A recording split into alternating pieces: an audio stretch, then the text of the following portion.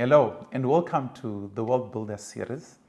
This is a series that we have started just to equip you when it comes to world building from a biblical perspective. This is the second installment of a three-part series. So if you missed our first episode, please go and look it up. It's important because I'll be building up from there.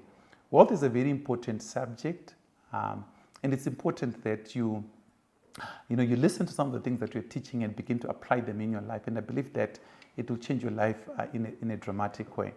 So we're talking about three key pillars of building wealth. We said the first one we're talking about is wealth creation. And the second one, which we're going to be focusing on today, is wealth protection. And then the third one, which will then, in the final episode, we then talk about wealth distribution.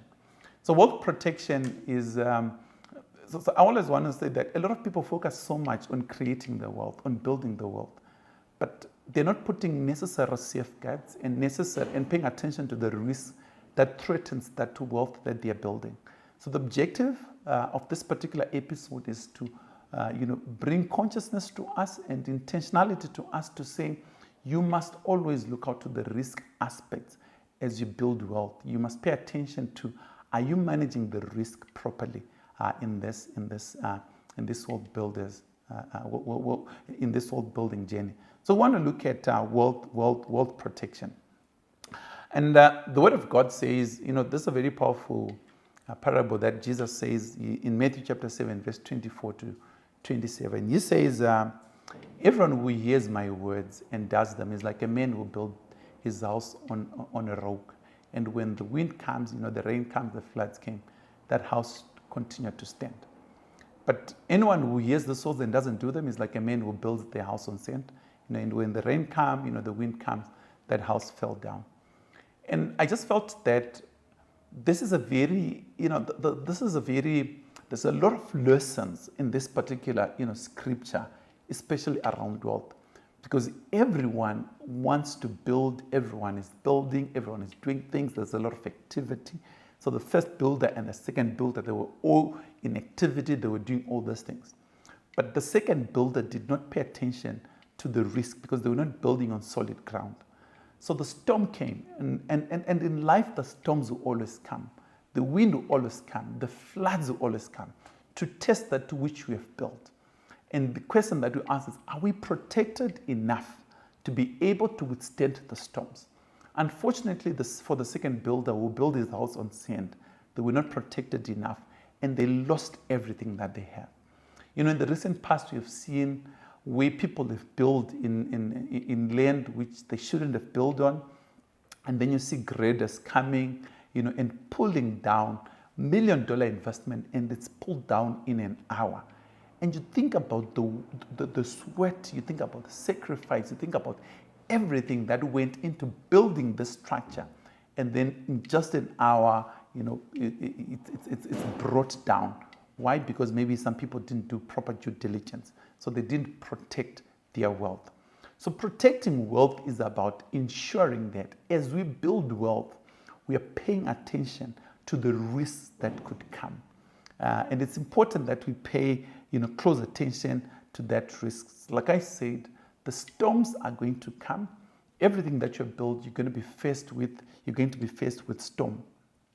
So the first is the recognition that the storms of life are going to come. Things will happen in your life which you didn't expect to happen, and those things will have a detrimental effect even on your wealth. A lot of people, they are a sickness away from being poor, from being broke. So the question you answer is, if you've got sickness in your family and someone needs medical attention, how is that going to leave you financially? I remember a couple of years ago I had to undergo a major operation, and just looking at the costs, good thing is we had a good medical aid, but still, even after the medical aid, we still needed to deal with shortfalls that were there. So imagine I'm the breadwinner in the family and this thing has happened. So the question that I'm asking you today is, as you're building your wealth, if a sickness happens in your family, it could be you, it could be any of your dependents, people that depend on you, how is that going to leave you financially? And the question that I then ask is, What have you done to safeguard yourself from the risk of that financial ruin in case of a sickness? It might not be a sickness, but it could be a death of someone that you need to take responsibility of. How is that going to affect you financially? Some of it is you're driving your nice car on the road and someone just comes from nowhere and they hit you and that car is a write-off. How does that affect you financially? Or you're just being called, there is a fire and your house is on fire and the whole property is burned down to the ground. Those are the storms that will come. And unless you're prepared and intentional when you're building wealth, we can lose our wealth in an instant.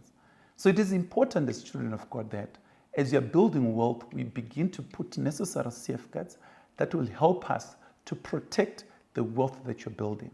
So I just want to talk about a couple of things that you need to be able to do in order to protect that wealth. So number one is it's important that you have called it, the ark of protection, just borrowing from, the story of Noah, where you build an ark and the storm came and, the ark was able to float. There are things that I believe make part of your ark, which you need to have as the bare minimum. Now, I want to say that there are things that will happen, and some of it, you might not be able to be fully prepared for it 100%. But I am talking about some of the minimum things that you need to have. Number one is the issue around insurance. When you're paying out insurance, it looks like it's an expense. It looks like, why am I paying this? Medical aid in Zimbabwe is very expensive. Just look at the amount of money that we pay just to have my family and myself covered. It's a lot of money. And some of you think, look, why am I paying all this money? I could do, 1, 2, 3, 4, 5 with money. But like I said earlier, if there is a sickness, what are you going to do? You're going to have to fork money out of your pocket and pay for that sickness.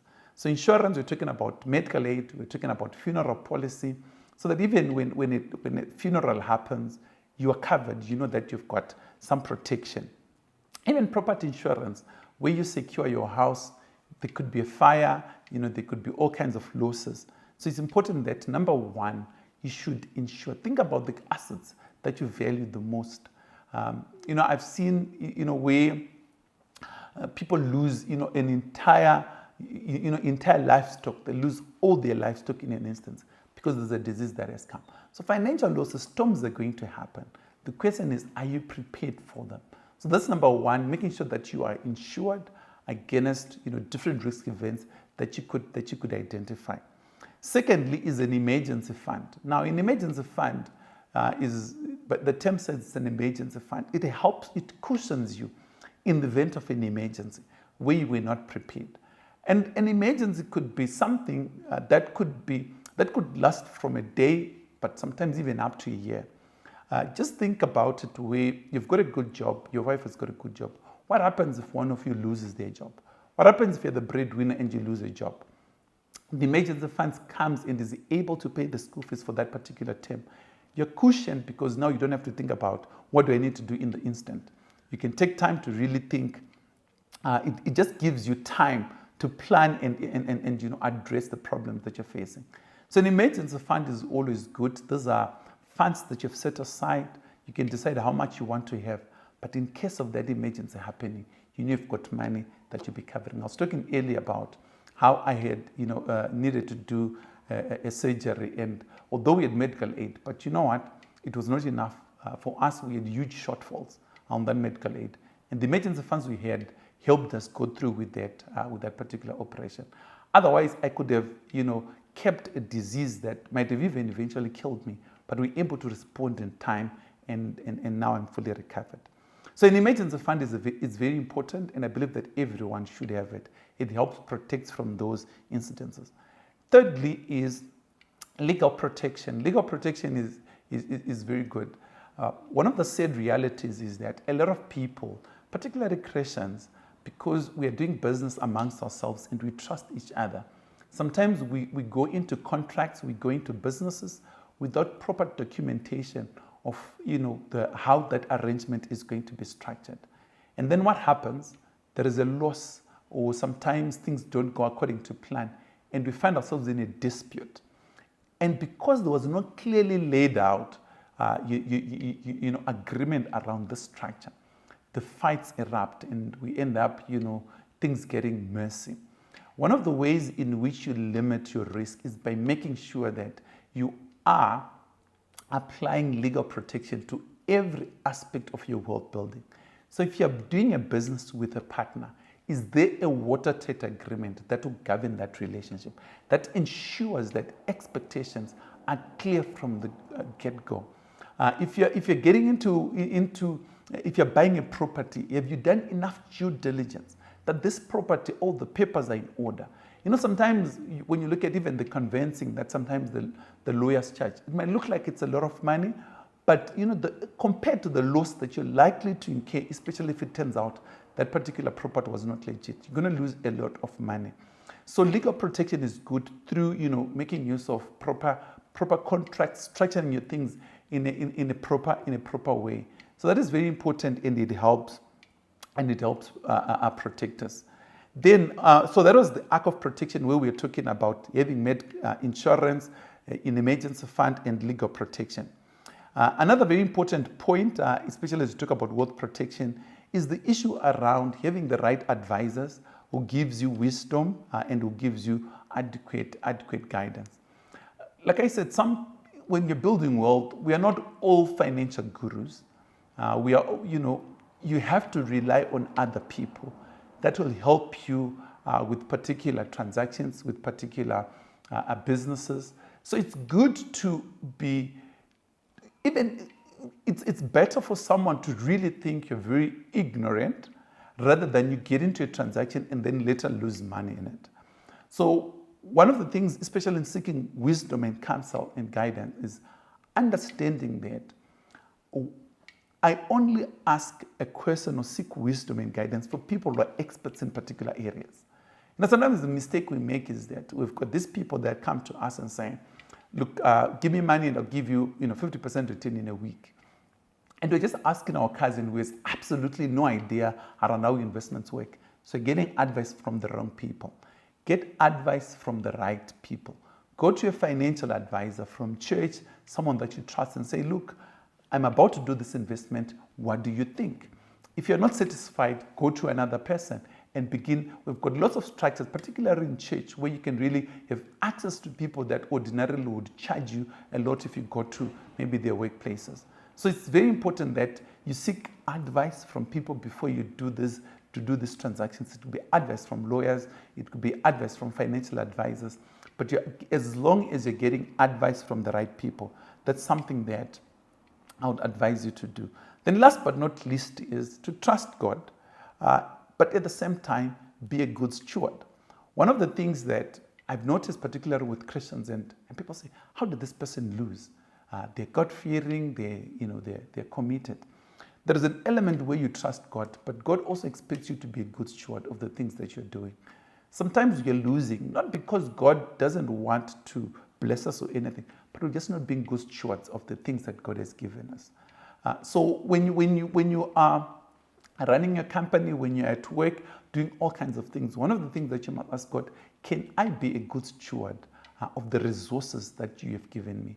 When you begin to think like a steward, when you begin to think like, I'm not the boss here, God is the boss, there are certain things that you're going to do which ordinarily you would not have done if you just thought that this isn't up to me and it's up to me alone.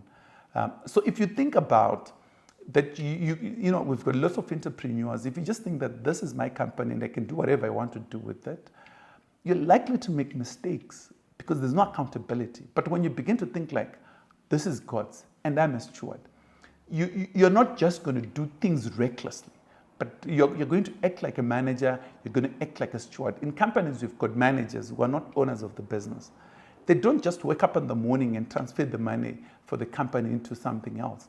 They'll be fired, they'll be thrown in prison. But sometimes we do it. And sometimes our losses in the things that we've built is coming as a result that we are not good stewards of the things that God has given me. So that is it on wealth protection. It's a very important aspect to wealth building. You want to make sure that there are appropriate safeguards in the wealth that you're creating. And I hope you benefit. See you in the next episode.